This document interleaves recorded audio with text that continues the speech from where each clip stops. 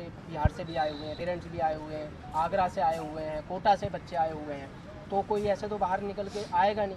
जब उन पे जब कुछ ज़्यादा ही अत्याचार होने लगते हैं तब आते हैं। एक बच्चा जो जेई का बच्चा है वो 3-4 साल प्रिपरेशन करता है, आजकल 9th क्लास से बच्चा पढ़ने लगता है, और जब वो फाइनल पेपर दे उस टाइम पे उसका पेपर ही ठीक ना हो, सिस्टम खराब हो जाए, नेटवर्क इशू आ जाए, सर्वर इशू आ जाए, आप इतना बड़ा पेपर करा रहे हैं, आपके पास माउस तक नहीं है, जबकि सिस्टम नया होना चाहिए, बच्चों को कोई प्रॉब्लम ना आए।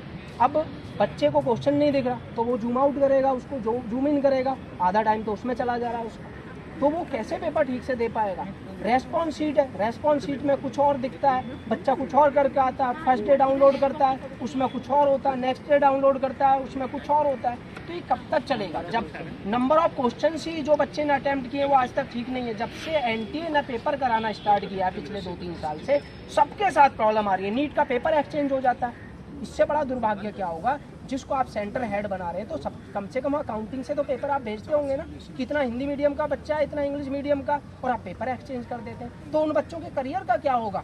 उन पेरेंट्स से पूछो, उनके घर में मातम बने हुए हैं, और पिछले 1 महीने से बच्चा अपनी डिमांड कर रहा है, एनटीए को लिख के हार गया, मेल करके हार गया, उनके ऑफिस में विजिट करके हो गया, लेकिन कोई सुन ही नहीं रहा। ये सुनवाई क्यों नहीं हो रही है? ये सुनवाई क्या, जब इसको देश को अग्निपथ द्वारा बच्चे बना देंगे तब सुनेंगे क्या ये लोग? मुझे समझ में नहीं आ रहा है। ये लोग चाहते हैं कि अग्निपथ बने? बच्चे जो आईआईटी के अंदर अभी जाएंगे, जिनकी रैंक अच्छी नहीं है, या जो बिना, आप देखिए कि सेशन 1 के अंदर जिसका 1 परसेंटाइल था उसका एकदम से 99 परसेंटाइल हो गया। ऐसा कौन सा दूध पी लिया उसने 24 दिन के अंदर? मेरी समझ में नहीं आ रहा कि आपका 24 दिन के अंदर अंदर इसका 99 परसेंटाइल हो गया। तो बहुत बड़ा स्कैम चल रहा है, और इस स्कैम को उजागर करने की ज़रूरत है। एनटीए को बच्चों की बात सुननी पड़ेगी, आगे आना पड़ेगा, विनीत जोशी सर को भी आना पड़ेगा, एजुकेशन मिनिस्टर सर को भी आगे आना पड़ेगा। ऐसे बच्चों को आईआईटी में नहीं भेजना कि कहीं ऐसा ना हो कि कल को वो एजुकेशन मिनिस्ट्री की बिल्डिंग बन रही है अभी, अगर वही इंजीनियर पहुँच गया वो तो रह जाएगी। कहीं ऐसा ना हो बहुत बड़ा कल को दुर्भाग्य हो जाए इन लोगों के साथ। तो पता हर पेपर के अंदर सर्वर इशू आया। नीट का इनका ऑफलाइन था, इन्होंने लैंग्वेज चेंज कर दी पेपर की। जो हिंदी मीडियम वाला बच्चा था उसको इंग्लिश का दे दिया, जो इंग्लिश वाला था उसको हिंदी दे दिया।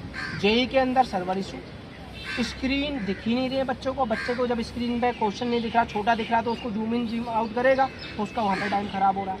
इनके पास माउस तक नहीं है। बताइए, बच्चा इतना पैसा देता है, पैसे नहीं है दोबारा ले लेते थे, लेकिन कम से कम बच्चों को माउस तो ठीक से रहने देते, कीबोर्ड तो ठीक से होना चाहिए था, कुछ था ही नहीं।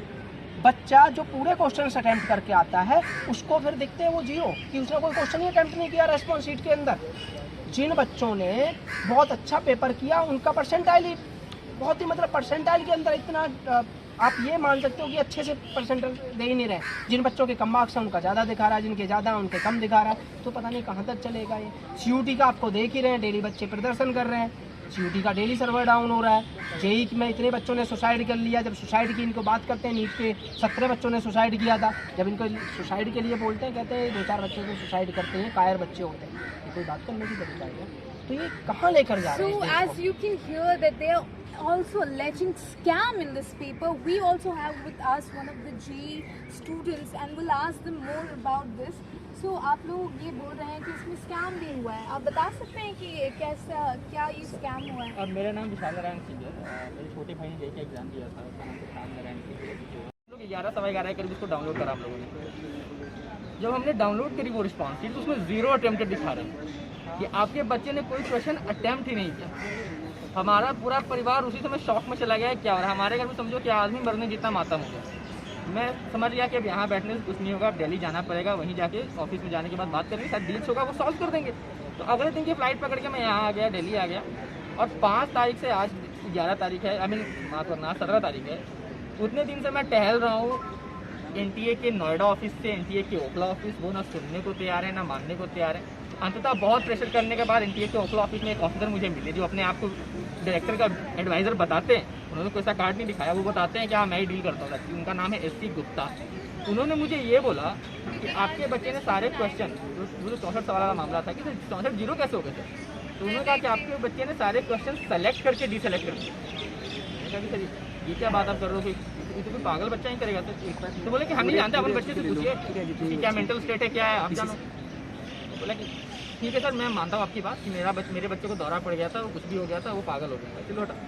जून में उसके 177 आउट ऑफ 300 थे, जिसके उसके कम से कम तो 98 परसेंटाइल बनने चाहिए। बनते तो 99 है, पर 98 तो बनने ही चाहिए। अब मेरे पास एक बच्चे की और रिस्पॉन्स शीट है सेम शिफ्ट की, जिसके 111 नंबर पे 95 परसेंटाइल बने।